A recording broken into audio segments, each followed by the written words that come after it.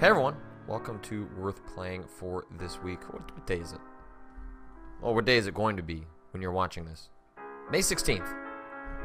So, been thinking a lot about how I can expand Worth Playing, and one of the things that I struggle with is that some weeks there just isn't stuff that's all that interesting. I think that sometimes leads to additions of Worth Playing that have games that maybe aren't necessarily worth playing. There may be interesting nuggets to them, but they're...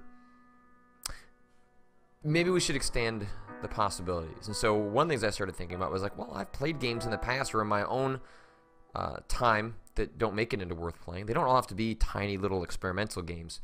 Maybe we can go back into the past, find games that fit the criteria of games that would be in Worth Playing, and have those resurface. So in that mindset, I wanted to remind folks about 30 Flights of Loving, which is a fantastic game from Blendo Games, which actually is just one designer, Brendan Chung. He's also responsible for a game called Gravity Bone. And he's also working on the upcoming hacking sim, coding sim, Quadrilateral Cowboy. Hey, buddies.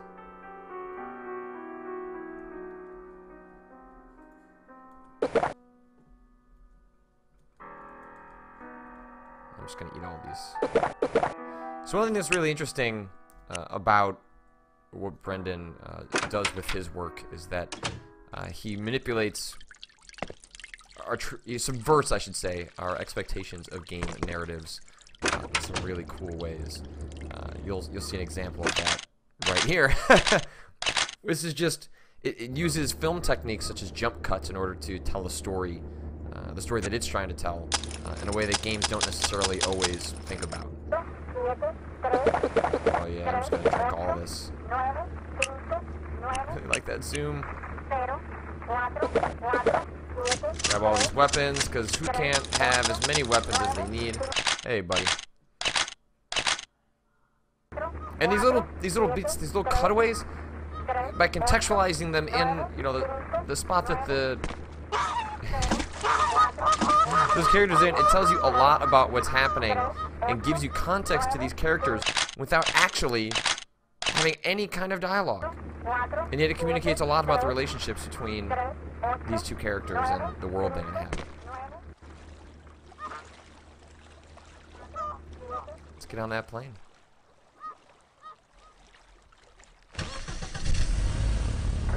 Hey guys, coming with? Oh, that's cool. That's cool. This is a really weird kind of plane, but hey.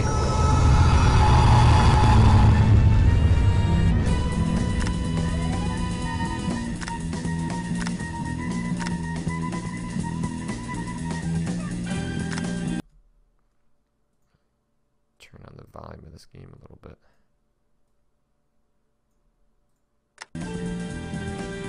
So yeah, so we just left in that plane, and then suddenly we cut to, oh god, things seem to have gone horribly, horribly wrong. He's dead. Or at least he's damaged, so I gotta get him out of here. We're not sure what's happened, but obviously this room tells us a lot about the fact that whatever mission we just went on, things aren't great. Now we need to try and get out of here. So here's what I mean by jump cuts. So I'm just walking along, and then the game at random junctions sort of just warps you along. Rather than waiting for the player to get to a section, it just says, look, you don't need to actually run across this hallway. We can use jump cuts to convey the exact same idea. I think it's really effective. Not enough games are comfortable with removing agency from the player, even if it's for something as simple as just walking down a hallway, yet that's the entire construct of 30 Flights of Loving. So a lot of what happens in 30 Flights of Loving, which is not a long game, mind you, and I'm not going to play too much more because I think you should experience it for yourself. Look at that. Is you have this mission that's going on, and then you're kind of cutting back and forth in between that. This provides some backstory for the characters and what's happening, why it's so tragic or traumatic, what's occurring in the sequence that we just saw.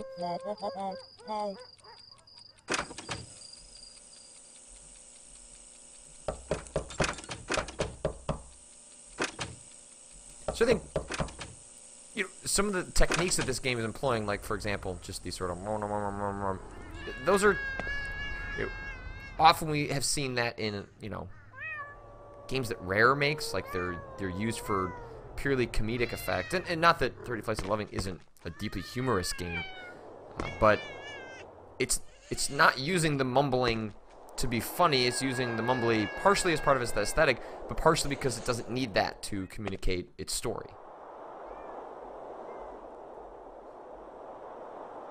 Look at game too. I really like the art style. It's simple but very effective. I know, right? Life. What does it even mean?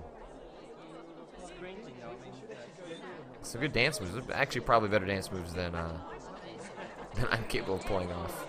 And also Midnight Hobo, fantastic name for a drink. I would be all up with Midnight Hobo.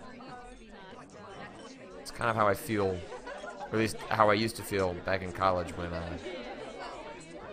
drinking 40s seemed like a good idea.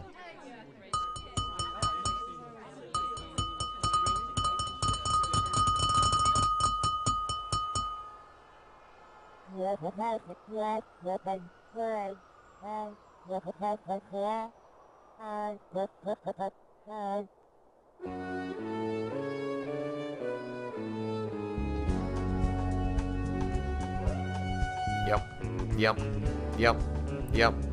Yep. Yep. Yep. Oh yeah. That seems about what something called Midnight Hobo would do to a human being. Hey, cat. Hey, cat. Hey, I just wanna pet ya. I just wanna pet ya. I'm coming. Ooh, it's Midnight Hobo time. Oh, this is bad.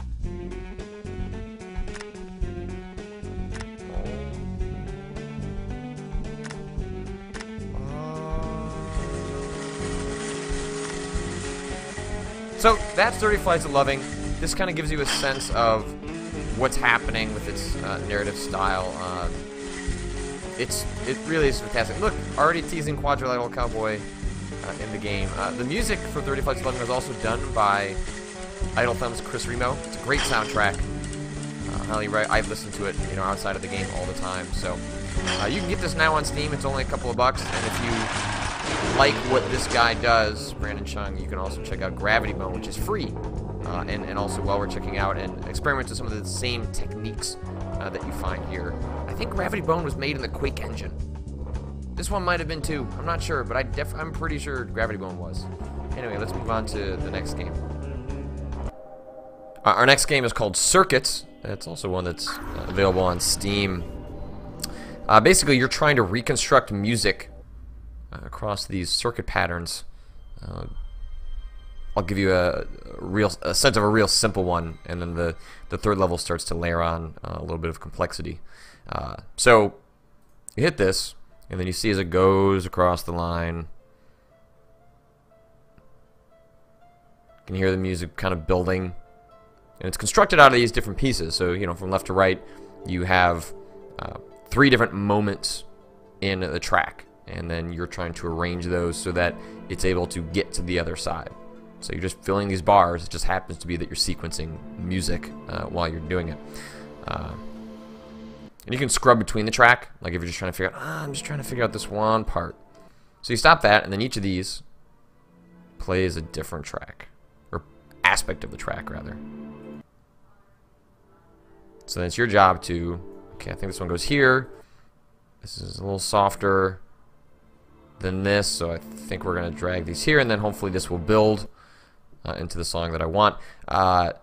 Instead of having to wait through it, you can literally just do this. And then if you were to, say, mess it up, it would, you know, it would stop, and then you could go back and you could, you know, rearrange that. So you don't actually have to necessarily even listen to the whole track play out. You can forward that through at a faster pace if you are, you know, obviously sure, you know, pretty sure that that you nailed it. And this is where it starts to get a little bit trickier. So you have like basically different musical layers, and it's just saying there are different parts. So, you know, you can filter those out to just focus on the spots that you want to. So let's go ahead and listen to that track.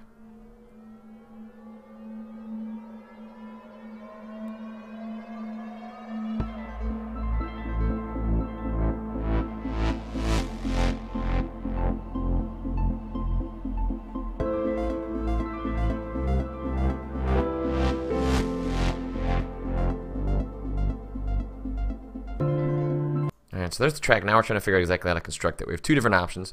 We can filter between them. So if we just want to focus on one or the other.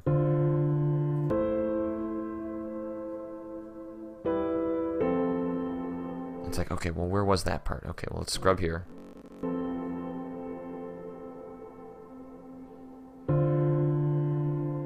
So that's the slower keyboard part, which is going to be this. Which means we know this will be this. Okay, now we scrub back here.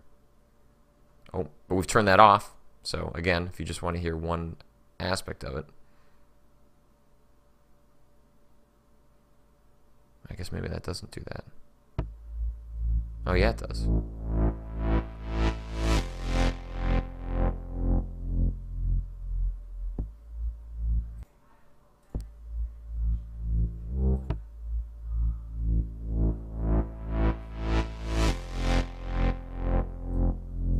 So I think that's one as simple as this.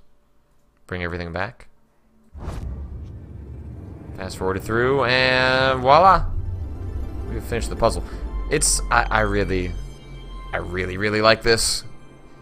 You know, if you know anything about the games that I play, I've talked a number of times about how I am very much into music being integrated into the design of video games. I think it can do wonders to something that would otherwise... It's so easy to see how this could have become, you know, filling bars could be a much blander experience, but I think the music does so much. You know, it's integral to design. This specific type of game could not exist without it. Or this specific take on this game. So obviously, like, the reason you would want to filter is partially because you have two elements here. So then I can figure out, okay, so that's that.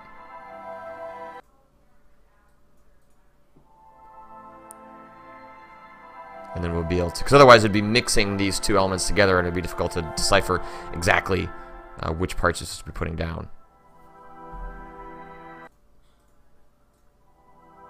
Yeah, that's that one.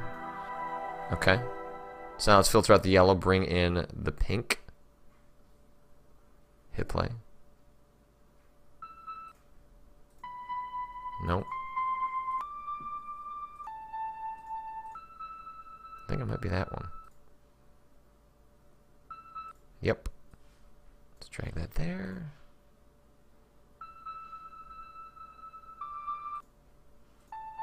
Nope. Yep.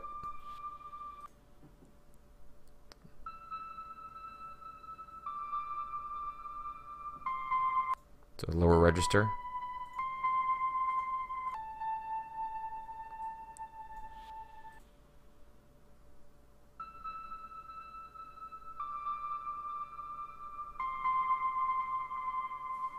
Wait for it.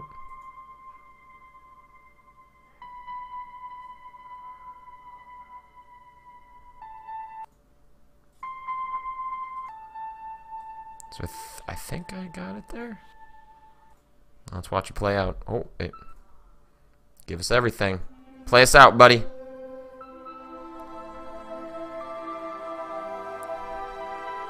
That is really satisfying to listen to.